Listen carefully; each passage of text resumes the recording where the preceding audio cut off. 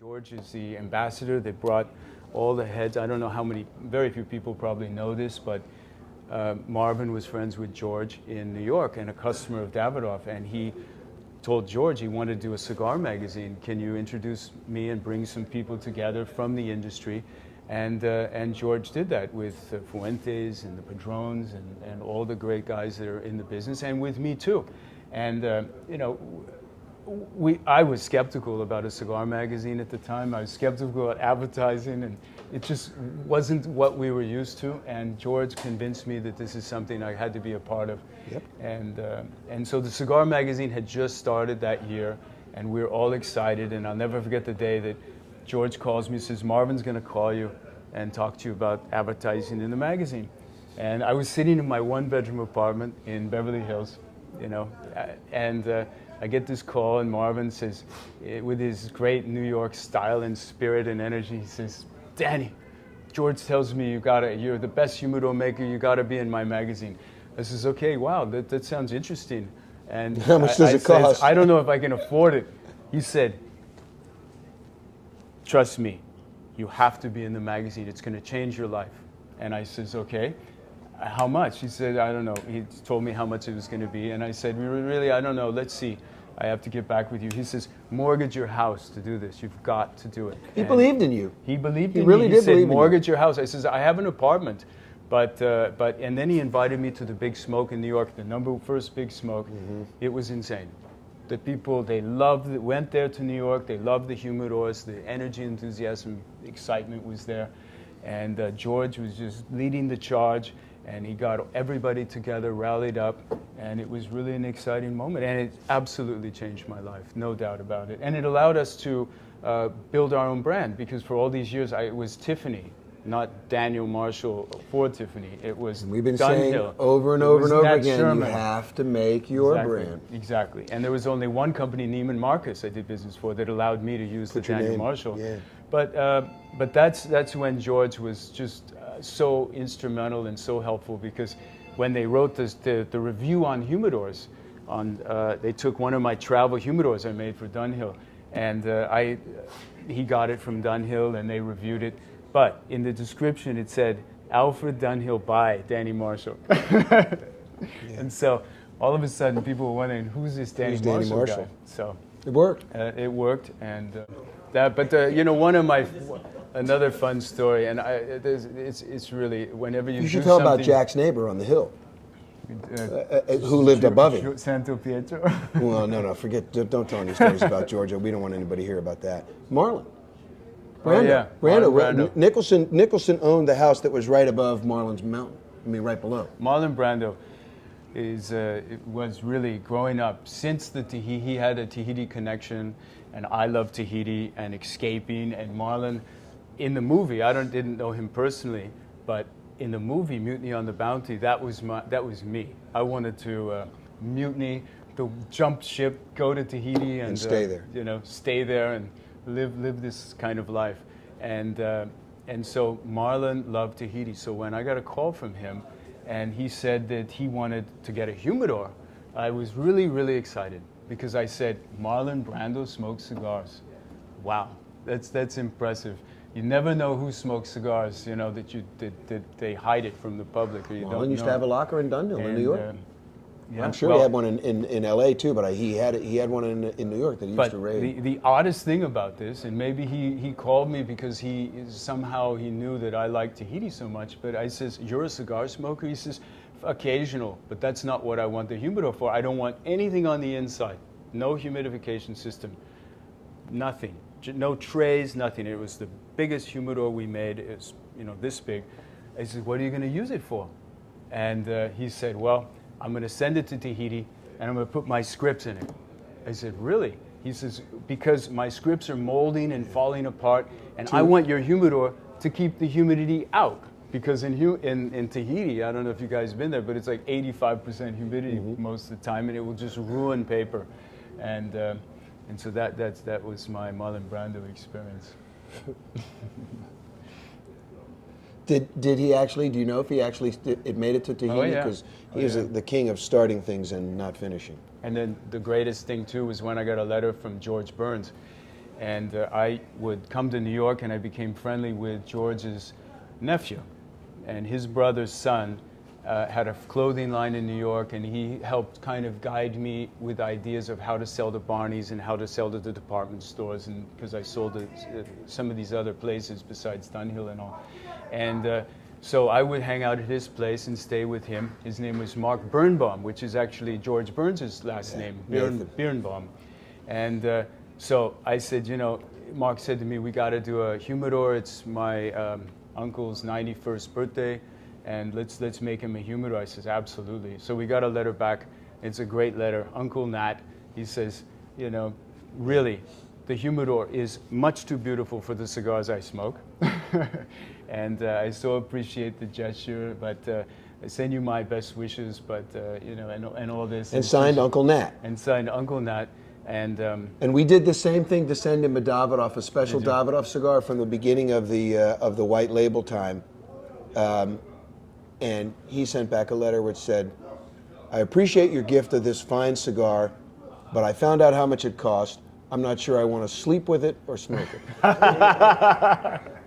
Uncle Nat. Amazing. It was great, cool. man. It was extraordinary. It was cool. And another fun project was a friend of mine ran the holding company for Prince Rainier called SBM Holding, and they owned the casino and they owned a lot of property in Monaco. And he was quite a character, this guy called Bernard Kumblemal. And he said, Danny, the Prince doesn't smoke, but you make beautiful boxes, so make me the most outrageous, most expensive, most crazy thing you can think about. So I took one of the Dunhill tobacco humidors where loose tobacco goes in, had the 2 vials, stripped it out, and I said, let's make him a tissue box, the world's most expensive tissue box. And so my friend loved it, and he sent me the swatch from the couch, which had the double R's and the crown on it, the insignia. And so I had my German jeweler in downtown make the silver logos. We inlaid them all in the top 4, one for each of the palaces in France. And we shipped them, I remember, in a big wood-lined box. And they call us from the palace and they say, what's inside? They thought it was a bomb, you know? So the prince got it and put them around. And he sent me a copy of the letter he sent to my friend. And it said, Dear Bernard, I love the tissue boxes so much. Every time I blow my nose, I'm going to think of you. And then that gave me an idea. Okay, now I have tissue boxes. Maybe I can sell it to this store on Sunset where they're known for very eccentric, beautiful, most expensive things. And Lee Annenberg came into that store and was friends with President Reagan. And she picked up the tissue box, and they called me all excited from Elizabeth, the owner of the store, says, Danny, got good news.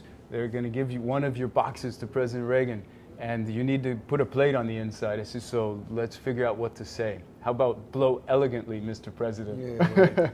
And so that was the start. And then we did different humidors. You did jelly bean containers for him? Yeah, not jelly bean, but that was interesting because during Ronald Reagan's governorship and presidency, he was known to give visitors jelly beans in a jar with the presidential seal and a message. And I'll never forget the day when Governor Schwarzenegger became governor, and we're celebrating the inauguration at a place called the Sutter Club in Sacramento. Yeah.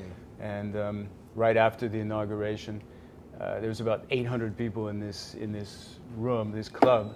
And I said, congratulations, Governor. He says, where are they? I said, what? Where are the cigars with my name on them? I says, you're going to give out cigars? He says, why not? So he gave out for 7 years of cigars as kind of like the gift for dignitaries and people that came. They're quite a coveted. Yeah, but the part you're missing is that they were Daniel Marshall cigars. Daniel Marshall cigars. And that's sort of where we are in the evolution of this. Is that as the humidor business expanded and you had more and more special customers. Remember the idea? We got to have some cigars to put in this, because Arnold was the first one to say to you, yeah, how come I'm getting this humidor and there's no cigars in it? That's right. How can I give a humidor away without full of cigars? It's an incomplete gift.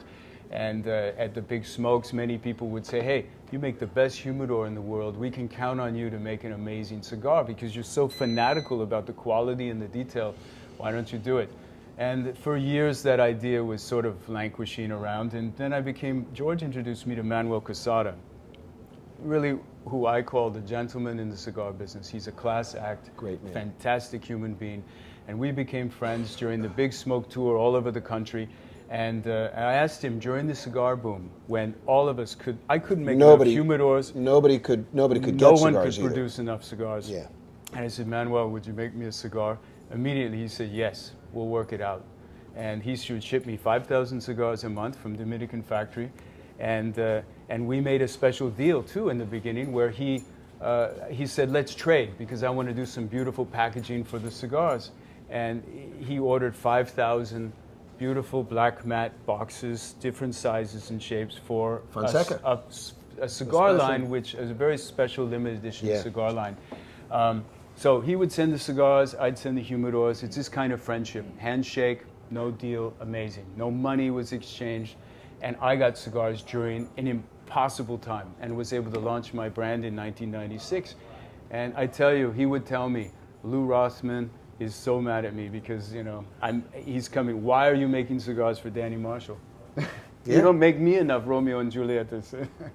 But it shows you the power of friendship, the power of what can happen with cigar friendship and what.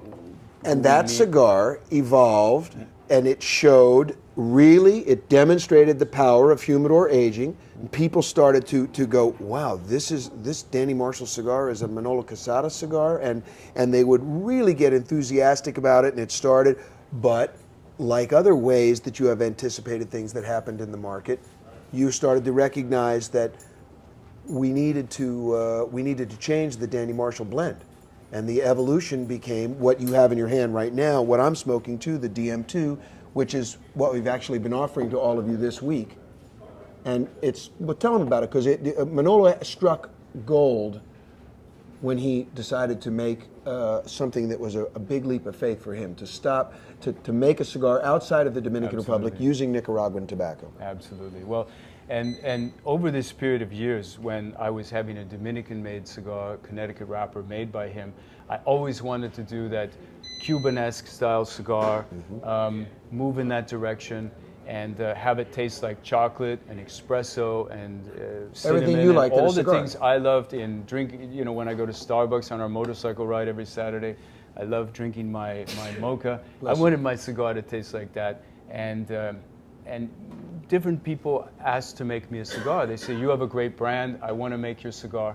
And I really didn't connect with any of the cigar manufacturers, and I really felt a loyalty to Manuel, and I said, when Manuel makes a cigar that is of this ability to taste like this, I'll do it with him. And when he did Casa Magna, I said, let's go for it, let's make a great cigar. A version. And I'm so proud of the cigar, and I told him, take your time. I don't want to rush you guys. Use the best tobacco. I know I can count on you for consistency because the cigar will taste, with his cigars, it will taste the same if you buy it in 97 as it does in 2007. It's remarkable because of his experience as a tobacco merchant and his warehouse full of leaf. He's a big believer in aging tobacco and warehousing and investing in tobacco. It's his life, it's his blood. So this is why the consistency, and I wanted that kind of consistency in my brand. And I told him and this genius, Nestor Plasencia, who's making the cigar in Nicaragua for us with Manuel, and they sent me 10 different blends, and all my buddies got it together. We smoked them all, and we all agreed on the one blend, and that became the Daniel Marshall Red Label. And then, while you were working in Europe, he does a show in Europe, which is basically a version of our trade show, except that it's dialed up to a much higher level.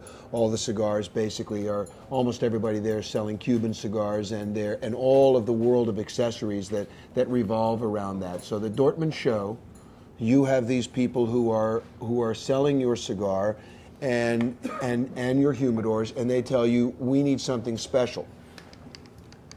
Danny decides that the thing to do is to make a gold cigar. And you don't just eat it. As I say, we don't even smoke cigars, we taste cigars. And this is a particular cigar, you guys, that you don't eat and you don't just look at it, but you actually can smoke it. And it leaves a golden ash. The gold stays on the ash as you smoke it. Put it in the ashtray. And if your wife ever complains about why you're buying a gold cigar, you can always tell her, we can take this to the jeweler, melt the ash, and make you a ring. Immediately, the argument's over.